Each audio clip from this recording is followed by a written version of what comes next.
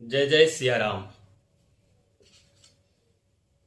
मानस के अनेक प्रसंगों में से आज एक ऐसा प्रसंग, एक छोटी सी वह बात जो विशेष रूप से युवाओं के लिए है या उन लोगों के लिए है जिन्हें परिस्थितियां, प्रतिकूल परिस्थितियां विचलित कर देती हैं और स्वभाव रोने का हो जाता है। आज समाज में प्रगति हो रही है, विकास हो रहा है, लेकिन युवा वर्ग या छोटी सी खिन्नता से, थोड़ी सी ना उपलब्धि से निराश हो जाता है, रोने जैसा स्वभाव हो जाता है। समाज में आपने देखा होगा कि कुछ लोगों की आदत हो जाती है, संवाद करने में भी रोते हैं। कोई अच्छी बात हो गई तो भी रोते हैं। बड़ा अच्छा कार्यक्रम हो गया, हाँ कार्यक्रम तो ठीक हो गया, अरे तो बिगड़ा क्या है, ठीक ही तो हुआ है। लेकिन निराशापूर्ण उत्तर देने की आदत हो गई। आज हम उस प्रसंग पर दृष्टिपात करेंगे। भगवान श्री राम का वह संकेत जो कहता है कि जीवन में गाते रहो, मुस्कुराते रहो, रोने की आदत को छोड़ना है, निराश होने की आदत से बाहर निकलना है।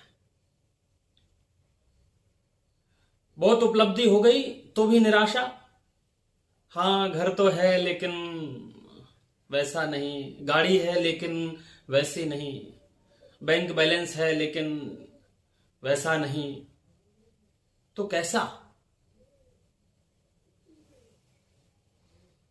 ये निराश होने की जो वृत्ति है, ये रोने की जो आदत है, इस आदत को छोड़िए।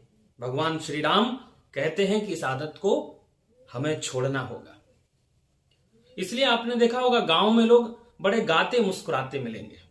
मैंने गांव शब्द इसलिए प्रयोग किया क्योंकि शहर और गांव में थोड़ा सा अंतर होता है।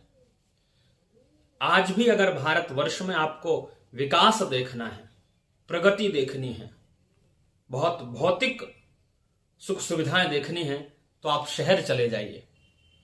लेकिन इस भारत का भाव देखना है तो आप गांव चले जाइए।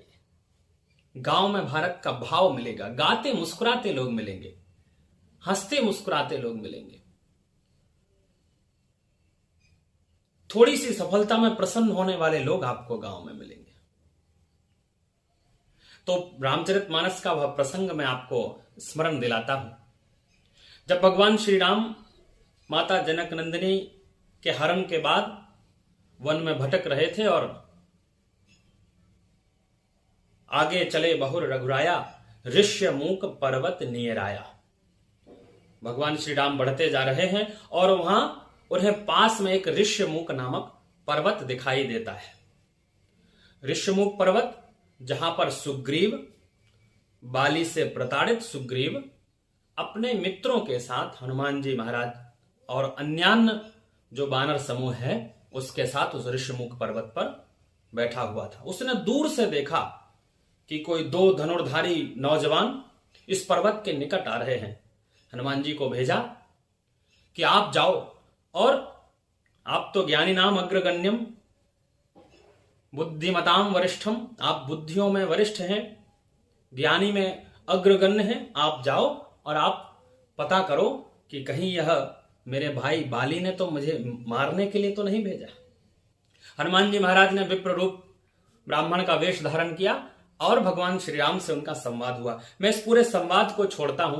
मैं जिस बात की चर्चा आज आपसे करने के लिए यहां उपस्थित हूं, वह बात केवल इतनी सी है कि भगवान श्री राम या उस समय के नर रूप राम, उस समय मनुष्य रूपधारी राम, हनुमान जी महाराज को अपने हुए उनके साथ घटी घटनाओं को बता रहे हैं।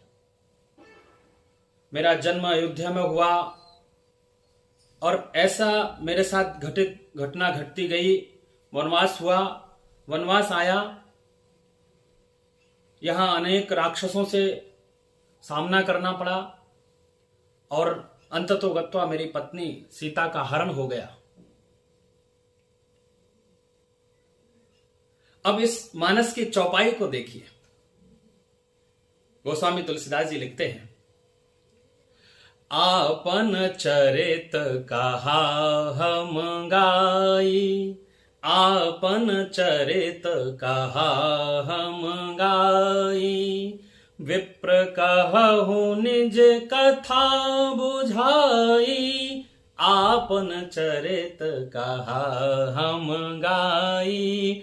श्री राम जय राम जय जय राम, श्री राम जय राम जय जय राम। आपन चरित कहा हम गाई।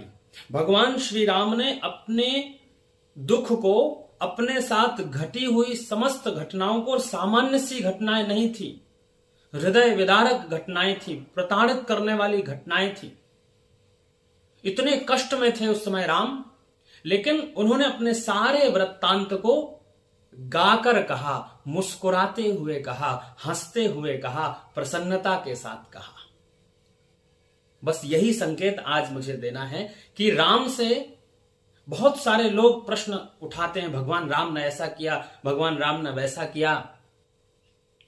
बहुत सारे लोग जिन्होंने राम को पढ़ा नहीं, चरित्र को पढ़ा नहीं, प्रसंग से क्या संकेत मिल सकते हैं मुझे जीवन भर के लिए, उन संकेत को समझा नहीं।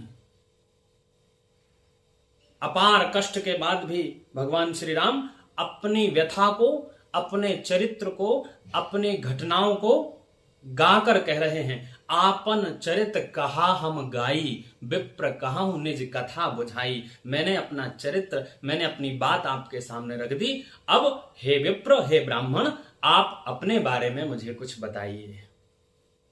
कितना सुंदर संकेत, कितना प्रेरक संकेत मेरे नौजवान साथियों को, समाज के उस प्रत्येक वर्ग को। दुख आएगा जीवन में, परेशानियां आएंगी जीवन में, कष्ट आएंगे। राम को कितना कष्ट आया, कितनी परेशानी, किंतु इतना बड़ा संकेत देकर गए हमारे राम, आपन चरित कहा हम गाई। हंसते रहिए, मुस्कुराते रहिए और गाते रहिए। जीवन को संगीतमय कर दीजिए, जीवन में संगीत लाइए, जीवन में गीत लाइए, गाइए और गाते मुस्कुराते इस जीवन के सारे संकटों को पार कर दीजिए। जय जय सिया राम, जय जय सिया राम।